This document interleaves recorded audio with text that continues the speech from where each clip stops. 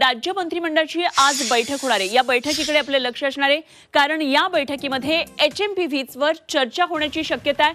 कशी नेमकी महाराष्ट्र प्रशासनाची आरोग्य विभागाची तयारी आहे हे या बैठकीमध्ये समोर येणार आहे। आरोग्य विभागाची आज बैठक होणार आहे आणि आरोग्य व्यवस्थेचा आढावा यामध्ये घेतला जाणार असल्याची माहिती मिळते। HMPVच्या पार्श्वभूमीवर काही मार्गदर्शक सूचना जारी होण्याची शक्यता आहे।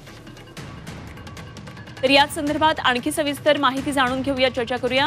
माझी सहकारी प्रतिनिधी सीमा आढे आपल्या बरोबर आहेत। सीमा, आज राज्य मंत्रिमंडळाची बैठक होणार आहे, जी महाराष्ट्राची देशाची चिंता वाढवणारी सध्याची बातमी ती म्हणजे HMPVचा प्रसार। काय या दृष्टीने या बैठकीमध्ये चर्चा होणार आहे?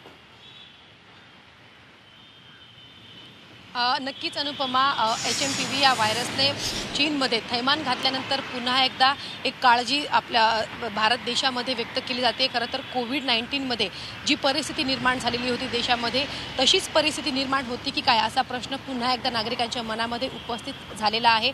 HMPVचे एकूण 5 रुग्ण देशभरामध्ये सापडलेत आणि त्याचसोबत महाराष्ट्रामध्ये सुद्धा 2 संशयित रुग्ण सापडले असल्याची माहिती जी आहे ती मिळते। त्याच दृष्टिकोनातून आरोग्य विभागाने सुद्धा आता पावलं उचलायला सुरुवात केलेली आहे। खरं तर महाराष्ट्रातील आरोग्य यंत्रणा, आरोग्य विभाग हे सतर्क झाल्याचं आपल्याला पाहायला मिळत आहे। अगदी 2 दिवसांपूर्वीच काही नियमावली घालून दिलेल्या होत्या। नागरिकांना कोणकोणत्या काळजी घ्यायची आहे, कोणकोणती काळजी घ्यायची आहे याबाबत देखील नागरिकांना आवाहन करण्यात आलेलं होतं। आरोग्य विभागाच्या संचालकांनी, उपसंचालकांना आणि आरोग्य अधिकाऱ्यांना सुद्धा काही निर्देश दिले होते आणि त्या अनुसार आता पुढे कामाला लागा असं सांगण्यात आलेलं होतं। आणि त्याच पार्श्वभूमीवरती या व्हायरसचे ज्या प्रकारे देशभरामध्ये आणि आता राज्यामध्ये सुद्धा रुग्ण सापडायला सुरुवात झालेली आहे, त्या अनुषंगाने आज आरोग्य विभागाची एक महत्त्वाची बैठक पार पडणार आहे। त्या बैठकीमध्ये खरं तर पुढे आता कशा पद्धतीनं आरोग्य विभागाकडून कारवाई केली जाईल आणि रुग्णांचे कशा पद्धतीने सर्वेक्षण केलं जाईल या संदर्भात चर्चा होईल